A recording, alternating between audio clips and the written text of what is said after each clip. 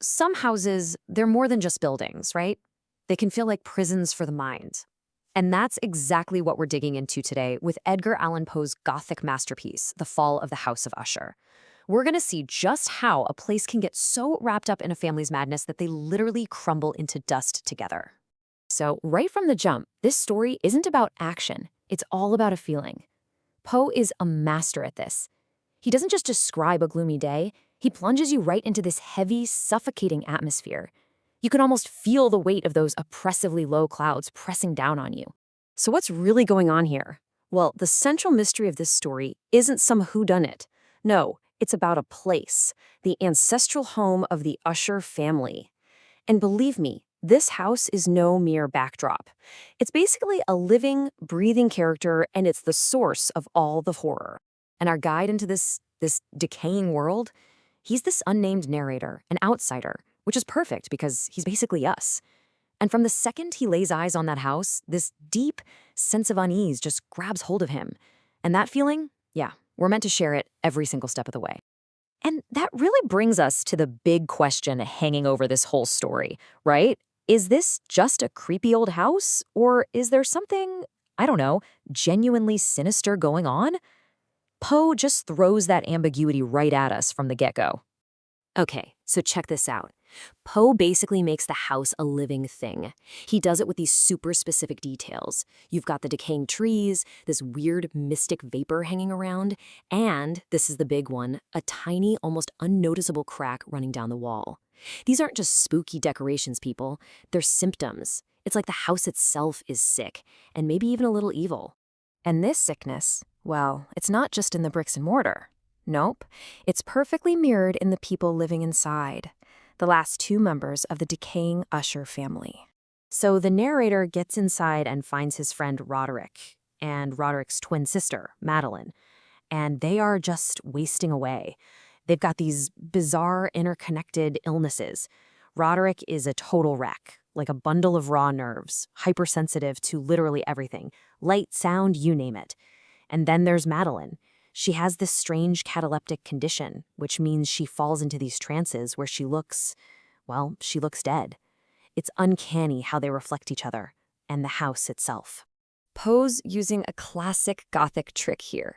It's called the double, or doppelganger. See, Roderick and Madeline aren't really just siblings. It's like they're two halves of one single, totally tormented soul.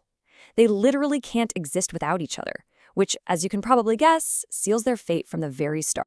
So where did all this sickness come from? Well, it's not random, it's inherited. It's in their blood, literally. It's the result of generations and generations of isolation. The Usher family line never branched out, so they've created this totally self-destructive closed loop of decay that's both genetic and psychological. Yikes. Okay, so this is where things really go off the rails. Madeline apparently dies, and the tension just skyrockets. Roderick insists on burying her in this creepy vault underneath the house, and over the next week, we just watch his sanity completely unravel. Day by day, his paranoia gets worse and worse, building up to this absolutely unbearable breaking point. And this, right here, is where you see Poe's absolute genius. He just masterfully blurs the line between what's real and what's all in their heads, leaving us, the readers, to wonder, what is actually going on here? The story is an absolute masterclass in creating a feeling of the uncanny. You know that feeling when something is super familiar but also just wrong? That's the uncanny. Everything is slightly off. The weird sounds in the house, the way Roderick is acting, Madeline's appearance, it's all deeply unsettling, and it keeps you completely on edge. And this really breaks down this central debate for us. Is this a psychological horror story, about a guy's mind just collapsing from grief and isolation? Or is it a full-on supernatural tale with a house that's alive and a ghost coming back for revenge? Poe gives you tons of evidence for both sides. And that's the point.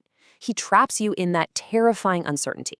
So we get to the climax, this final stormy night. Strange noises are echoing through the mansion, and Roderick's sanity it completely shatters. He starts screaming this horrifying truth that he's known, or at least suspected the whole time, they buried her alive. And that confession, it's the trigger. It's the final domino. Everything that's been building up, the paranoia, the decay, the storm outside, it all just comes crashing down at the exact same moment. So, just as Roderick screams his confession, boom, the heavy doors to the room swing open. And there she is, Madeline, bloodied, weak, but alive.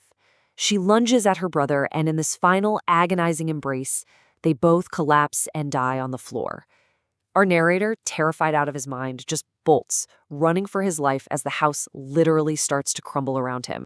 Hey, remember that barely perceptible fissure from the very beginning of the story? Well, guess what? It was a symbol all along. It stood for the fractured family, for Roderick's broken mind, and now, in the end, that symbolic crack becomes a physical reality, and the entire house splits right in two.